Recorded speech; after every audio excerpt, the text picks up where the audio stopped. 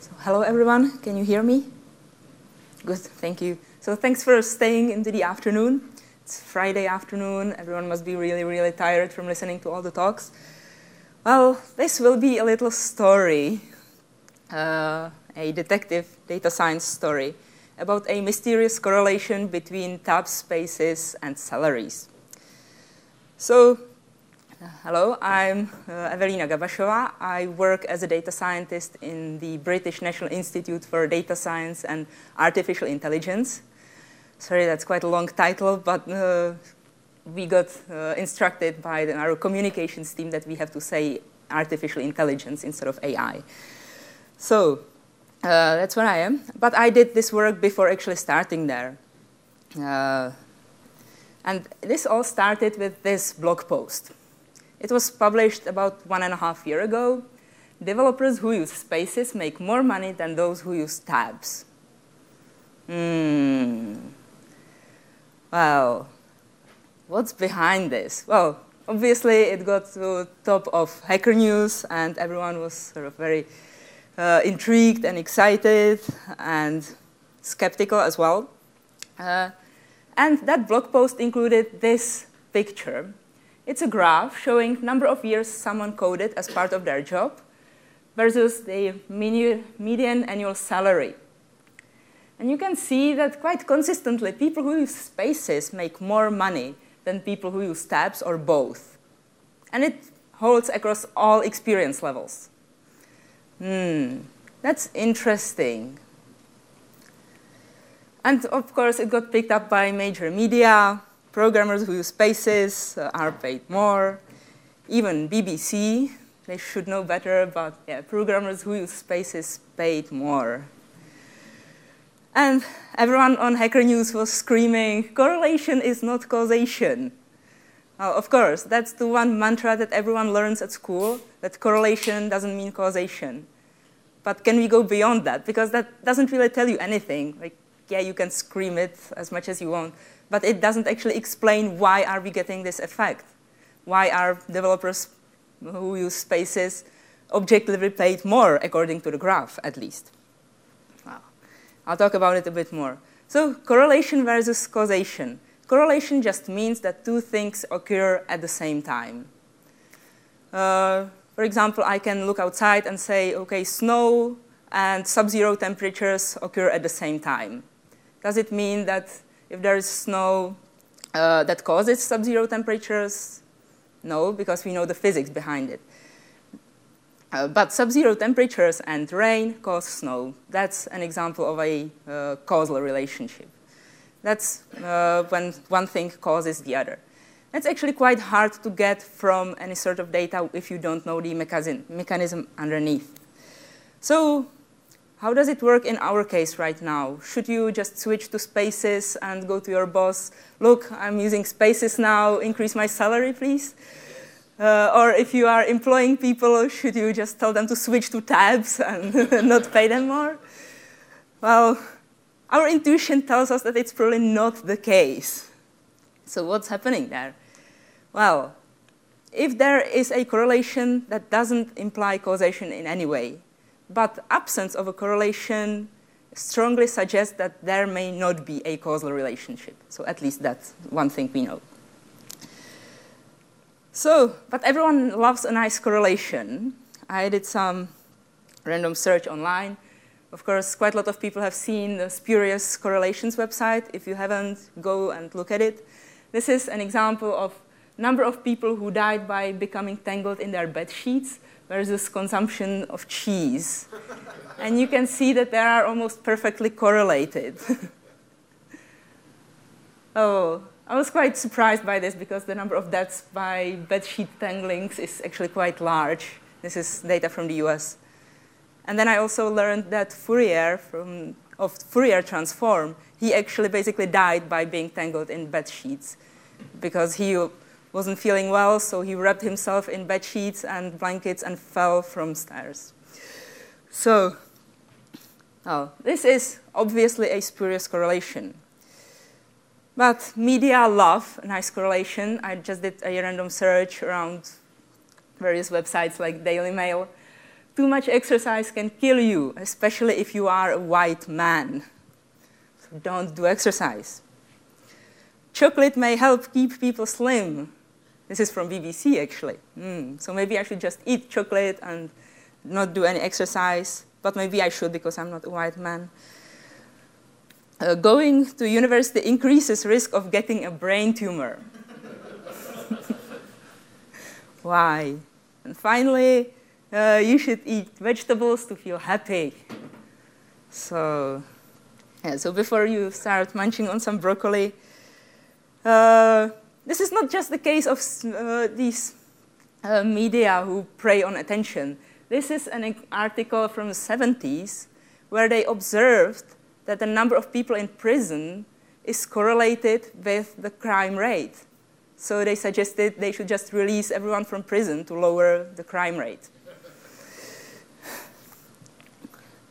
And the problem is that we don't really have very good language to describe correlation data. And everyone sort of falls into causal language to just describe these kinds of effects. So I put together a short list of things to check whenever you see some article like that, some headline or something that claims something causes something else. Obviously, you should check how they arrived at the results, if it was just a correlation, or if they conducted some kind of randomized study, controlled trial, etc. What's the sample size? The smaller, more likely is that you are getting the results just by chance. And if there is some hidden cause. And as I said, I did some random search around the Daily Mail.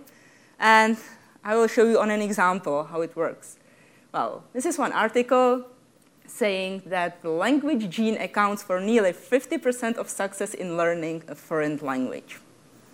One gene, and everyone can just blame their gene if they are not able to learn a foreign language. And here they say that the research suggests that this specific gene is responsible, and it could be used to develop interventions, etc. So I actually went through this article, and I'll go through the things I highlighted. So how was the experiment designed? Was it a randomized study or not? Well, they claimed that the study involved 79 first-year Chinese students who arrived to the US. And some of them didn't do anything, and some of them signed up for a language course. All of them passed some English test before that, so they had some baseline level of English understanding already. So they recruited 44 students who actually signed up for the language course, and then they did something to them. So it's not a randomized study, because the students signed up for the language course before this started. It would be randomized if they came to first-year students and said, OK, you are going to the English language course, you are not.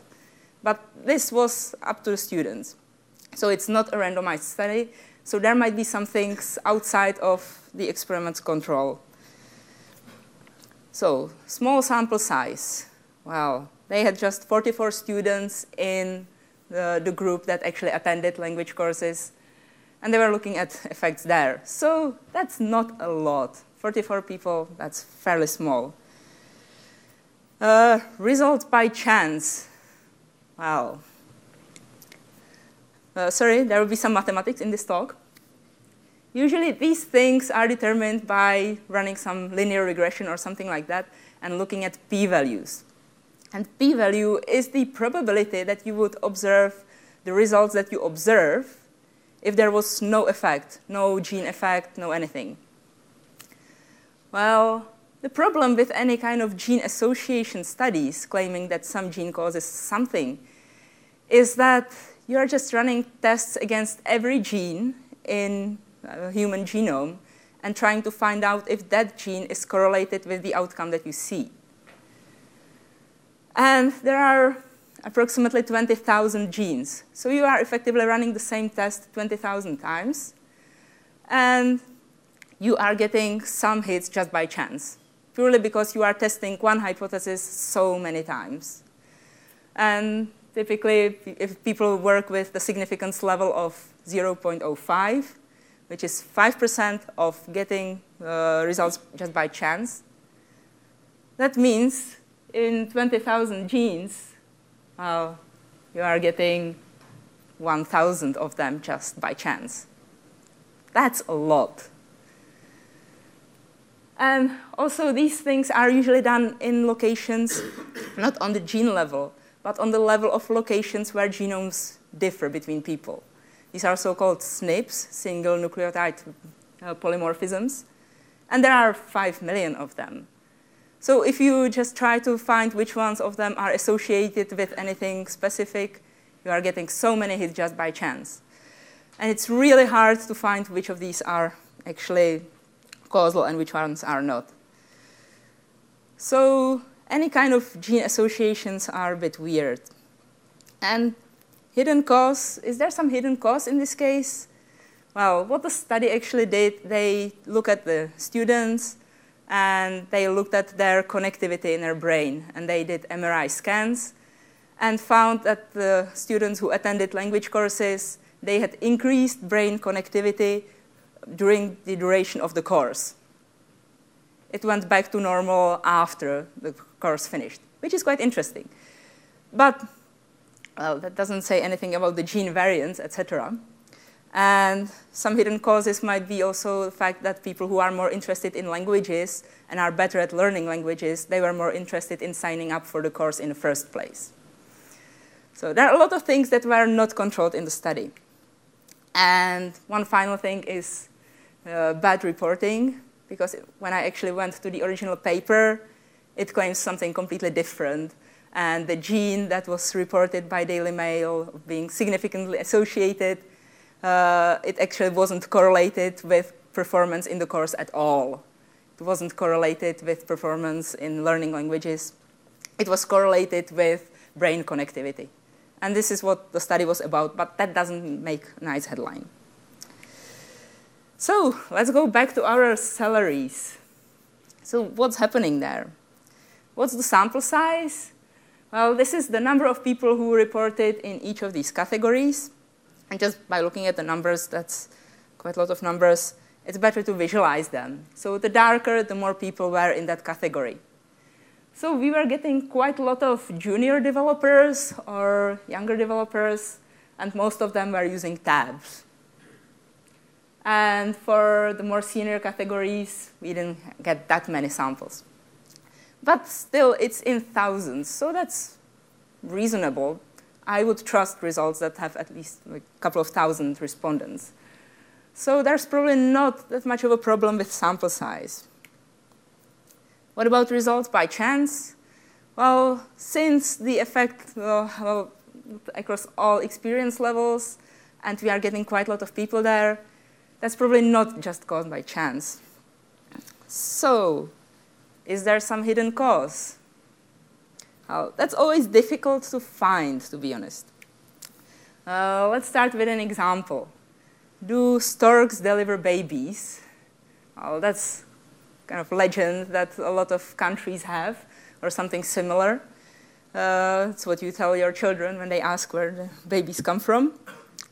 So do storks deliver babies? As a statistician, how would I test it? Well, let's look at some data. And here I have, for a lot of countries, data, the number of stork pairs that are in that country versus the birth rate. And you can see that it is actually correlated. Number of storks correlates with the number of babies that are born each year. And correlation coefficient, that tells us how much of the data can we predict with the variable that's here on the x-axis, means that the number of stork pairs in a country tells us 62% of information we need to predict the number of children born. And the p-value is significantly below 0.01, which means that we would get this result if these two things were not correlated with less than 1% probability. So do storks deliver babies? Well, actually, there's probably some other cause, right? Turns out it's the country area that's the hidden cause in this case. Because if we look at the number of storks versus the area of a country, these are correlated as well. The larger the country, the more storks. And also, the larger the country, the more children are born in that country.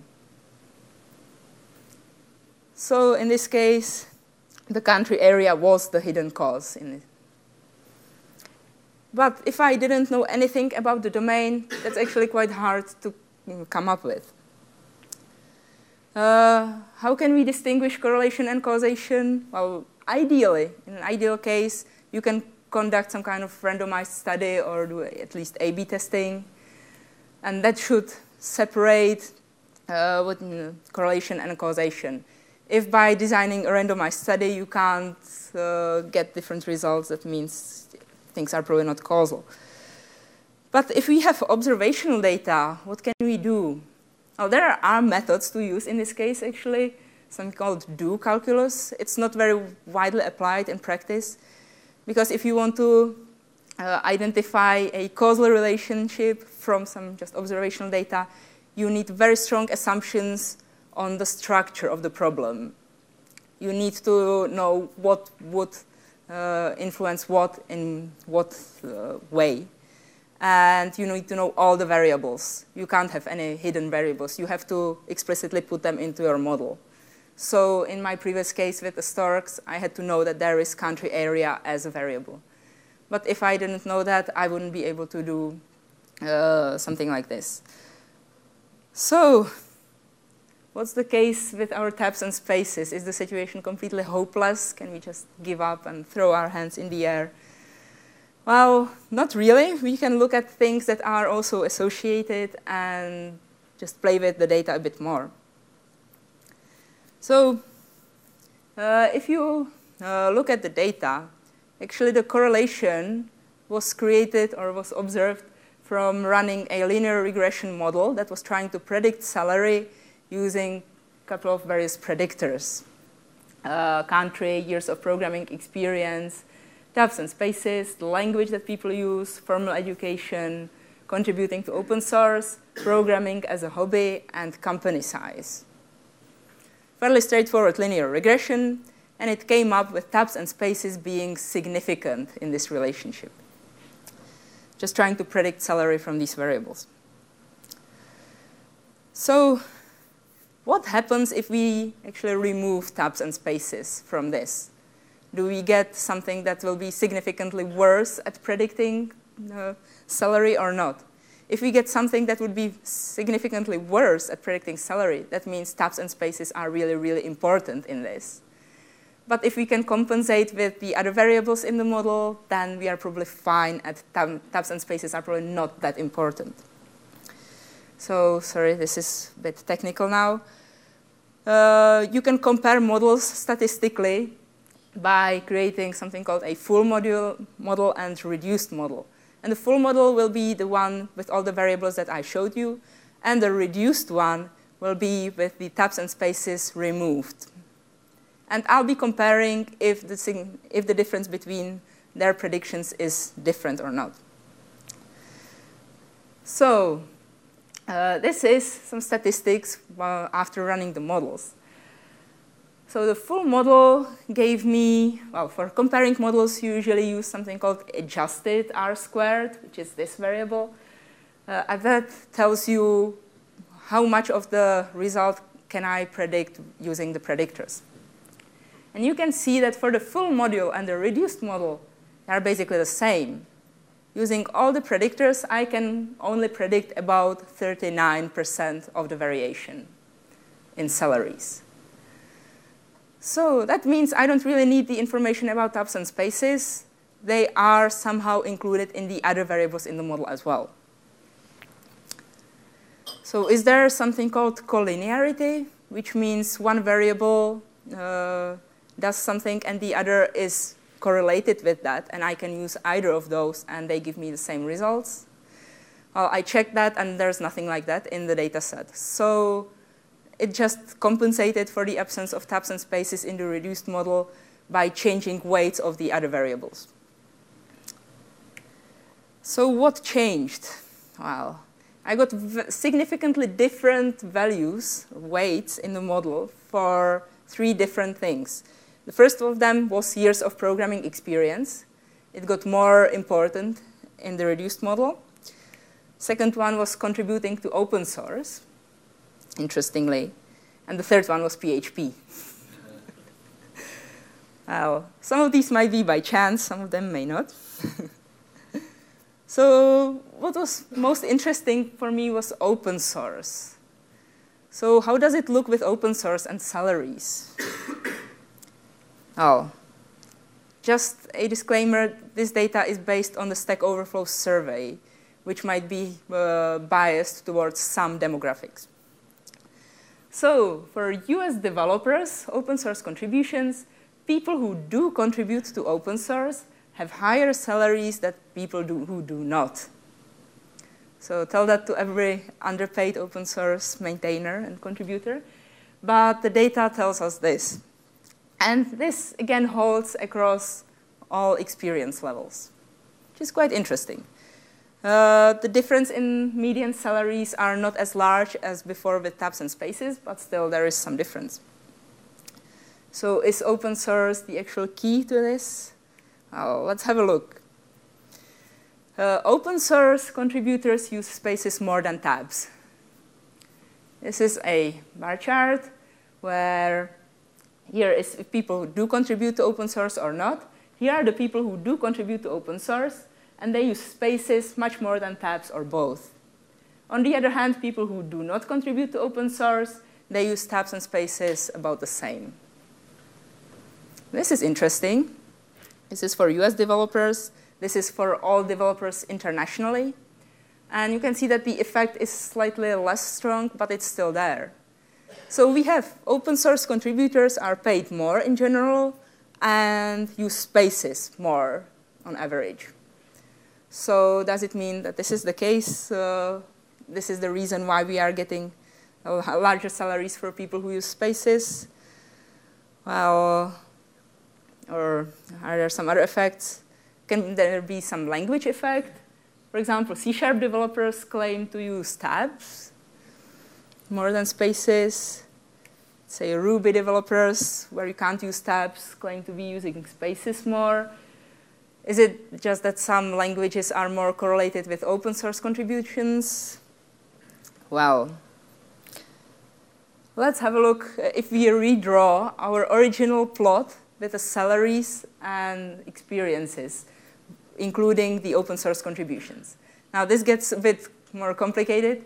So the green ones are people who use tabs or spaces, both, and the darker color are people who do contribute to open source, and the lighter color are those that don't contribute to open source. So at the top, the group with largest salaries are people who use spaces and do contribute to open source. Okay. Then, for example, people who use tabs and contribute to open source, they are still here at the lower spectrum. Here they are about the same.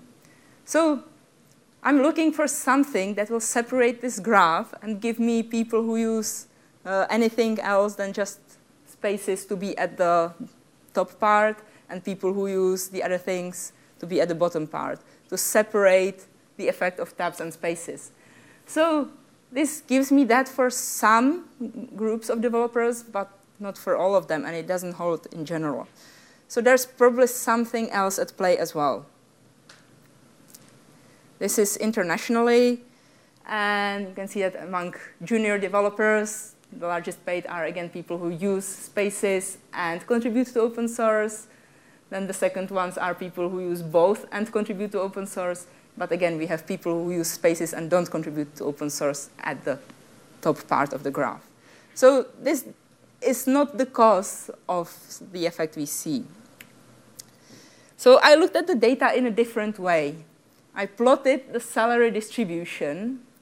This is for US developers and just for the junior ones, because they're the largest group. And you can see that there is something weird going on. Most people are centered around here, but then people who use spaces, there is a second group who is paid more and doesn't really fit with the majority of the data. So what's happening there? Well, I decided to do some more statistical testing and basically look at developers who use spaces and who are at the bottom part of this chart and the top part of this chart and compare them statistically. So, sorry, more mathematics. And turns out the thing that was significantly different between these two groups of developers who use spaces and are paid more or less is a version control system they use. That's interesting, right? Well, these are the numbers of people in each group. So take this with a grain of salt because the numbers are getting quite small at this point. But still, people who used Git were more common in the higher salary than people who use the other systems, compared with the lower salary group. Are you still with me, more or less? This came up as statistically significant. And I can run some statistical tests, and the p-value is very, very small, which means I would get these results, these numbers, even though they are low, I would get them by chance, very, very small probability. The statistical test is actually looking at ratios between the higher salary group and lower salary group and how different they are. If these two things were independent, I would get roughly the same ratios, but I'm not getting same ratios here. So is this version control that separates people who have higher salary and lower salary? Let's look at some plots. So this is the version control system people reported versus their experience and their median annual salary. And you can see that if you use Git, you have overall larger salary than people who use TFS, Team Foundation Server. That you can use Git within that wasn't included in the survey. But it turns out there is probably some effect there. And if you look at people who use spaces and tabs or both versus the version control system they use, sorry, it's convoluted. But you can see that in this graph, more or less, definitely in the junior level and the senior level, people, the darker color means people who use Git. The lighter colors are people who use TFS. And you can see that people who use Git are generally in the top level of this graph, regardless of the indentation they use. People who use spaces are still at the top, but below them, across most experience levels, are people who use tabs and use Git. So now, should you switch to Git if you are using anything else to increase your salary? Probably not, because this is not a causal effect. Yeah, and just to highlight, people who use spaces and Git are at the top, but people who use spaces and TFS are in the bottom part of the graph. So this separated the graph at least into a group of higher paid people, not just those that use spaces. So this is, that was for US developers. This is internationally. Internationally, it's a bit weirder, but still it more, well, it doesn't hold that, well, yeah, it's a bit weirder, but I will talk about the international data a bit. I wouldn't trust this very much. I checked Subversion as well, because for US developers, most of them used just TFS or Git. Subversion was much more common internationally. And again, here you can see that the darker colors are in the top part of the graph, meaning people who use spaces with Git are paid more than people who use anything else together with Subversion. So the effect more or less holds. And after looking at the data and playing with it a bit more, I realized, yeah, it's probably not just effect of Git or versus TFS or Subversion. I think it's the effect of a company type. So if you are working in a very, very sort of old school, traditional company that uses all old systems, then you are probably paid less than if you use like more trendy and new systems. But this is hard to capture in a variable, so I can't test this statistically. I can just sort of look at the data and try to guess. So this is my guess. You might be guessing something else, but yeah, the data are limited, so they don't tell you everything. And you sort of have to guess what are the hidden variables that didn't make it into the data. I just wanted to mention one thing. If you go to this address, you will have access to the entire talk. I'm not just sort of showing you some plots. These are actually executable things in R, and the slides include loading of the data and plotting everything. So if you want to play with it, you can do it yourself. Actually, the team at StackOverflow, they were so nice that they made the data public, so you can just play with the data and explore the variables for yourself. But I wanted to make one point. Can we actually trust this data? It's data about a couple of thousands of developers who fill in the StackOverflow survey. We can have a look at it, but can we actually trust it? Most of the plots I was showing you were on US developers. And the reason is the following. I looked at the salary distribution over all developers. So this is a histogram of reported salaries. And you can see that there is a peak in the middle here. That means most people reported salaries around here. But what's the peak in the beginning? Turns out those were people who reported salaries lower than $3,000. Annual salary of less than $3,000. That's not a very large salary, right? So what were the countries of people who reported such a very low salary? Well, most of them were from India. That's sad, but kind of expected. But the second one was Poland. Poland is a European country. It's a normal developed country. Why would developers there be paid less than $3,000 a year? The third one was Russia. And then there were some number of people in Germany who reported their annual salary below $3,000. So I started suspecting there's something dodgy about the data. And personally, I am from Czech Republic. So I have some domain knowledge, let's say, from Central Europe. And I decided to actually compare some countries in Western Europe, like France, well, not just Western Europe, from the rest of the world. And you can see that the salary distribution in France, India, the UK, they have nice one big bump. They are sort of more or less normally distributed. But if you look at Eastern Europe, say Germany, Poland, Russia, you can see that these distributions look different. There are two peaks in each of these distributions. In Germany, the first peak is small, the second one is much larger. In Russia, the first one is the largest, actually. And those are the people who reported very, very low salary. So what's happening there? Can anyone guess? Outsourcing? Well, you are supposed to fill in your job, like how much are you paid in your job. So probably not outsourcing. Well, this is where my domain knowledge helped. In Czech Republic, when you are negotiating about your salary or talking about your salary, you never ever talk about your annual salary.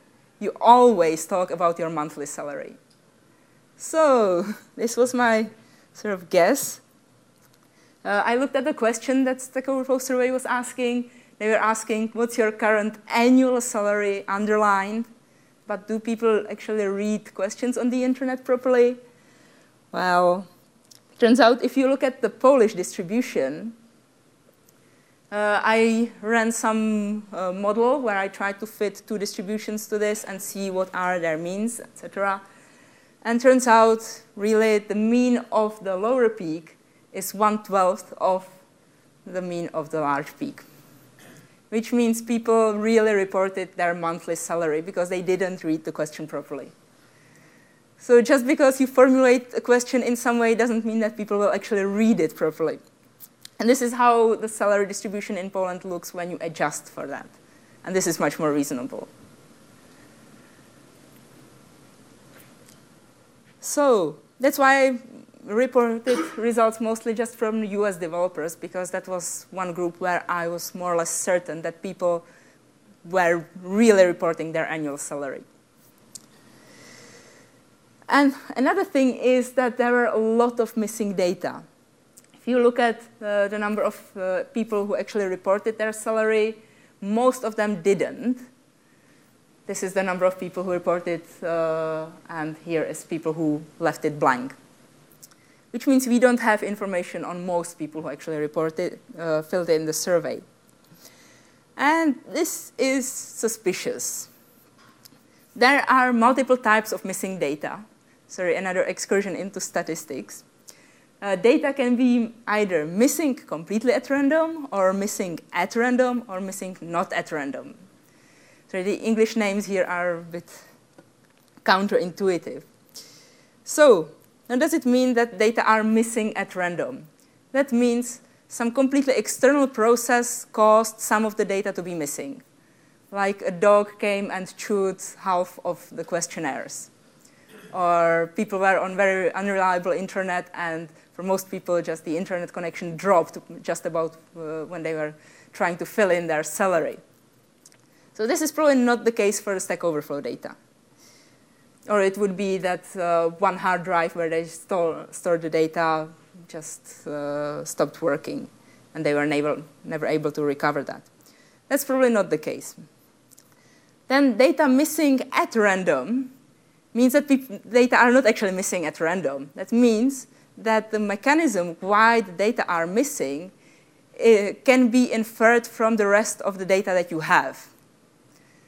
One colleague was doing some modeling on Weight Watchers data set, where people were reporting what they are eating, how many calories they are consuming, and what's their weight. And some people didn't report their weight. And you could actually infer that from the rest of the data that they reported, because it was usually when they started gaining weight that they stopped reporting that. So this is missing at random. And finally, there are data that are missing not at random. And that's when why the data are missing is actually related to the question that you are asking. And for example, men are less likely to fill in questionnaires on depression. And the reason they don't fill in the questionnaire is related to that they are men. It's not related. It's related to the question people are asking. It's not related to anything else around it. And the problem with salaries is that the data on salaries are typically, this is well investigated, they are typically either missing at random or missing not at random. So this sounds really silly as an English sentence. So they are either missing at random or missing not at random, which means that usually people who have very low salaries or people who have high salaries don't like to report that. And I think that's probably quite a big case in the StackOverflow survey. People just don't like that. And it's much more pronounced if people are doing personal surveys. If someone on the street asks you, how much do you earn? Most people who don't have this sort of average salary won't reply to that. So the data are probably missing also because people don't like to report their salaries, because they are high or low or something else. And that's quite hard to actually infer from the data. And sometimes people just, as I said, just misread the question. So in a survey like this, in any kind of online survey, if you are doing any surveys with customers, etc., there are data missing and there are data that are completely wrong.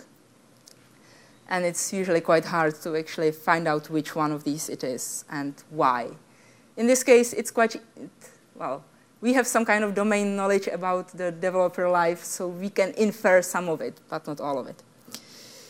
And this is a real, genuine effect. For example, there were some research done on predictions in the US presidential elections. Voter embarrassment about Trump support may have messed up poll predictions. People are just afraid to acknowledge, to say that they are voting for Trump. This is not a new effect. This is from 1989 in New York elections, where there were two candidates against each other. I think Giuliani and a black candidate.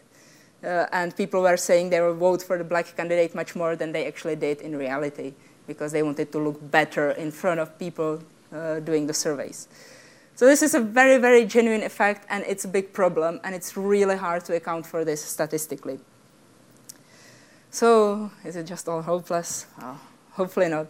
But whenever you look at some survey or some results somewhere, I think the most important question is not to ask, so where is the strange causal relationship, or why is this correlation there? It's, can you actually trust the data? And in this case, I think we can't really trust it anyway.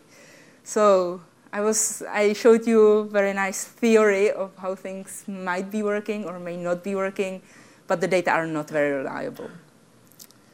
And I think it's getting much more important right now when there are a lot of machine learning as a service type of things that just take some machine learning algorithm as a black box, that you just give it the data and get something back. And if you are not sure how to interpret the results, then it's really hard to do anything reasonable with that. And you should be able to find out if the results make sense or not. And obviously, the machine learning algorithms can be as good as you wish, but if you are feeding it crappy data, then they won't give you anything reasonable. So I think the most important thing from this talk, I think, is just to examine your data and look at them, and if they actually make sense. When I did this thing, I wrote a blog post about it. I posted it online. The people who did the original thing at StackOverflow looked at it. And first, they were a bit skeptical that people actually reported their monthly salary. The next year, they tweaked their survey, actually, and they let people fill in a number. And then people had to check if they are reporting their annual salary or their monthly salary.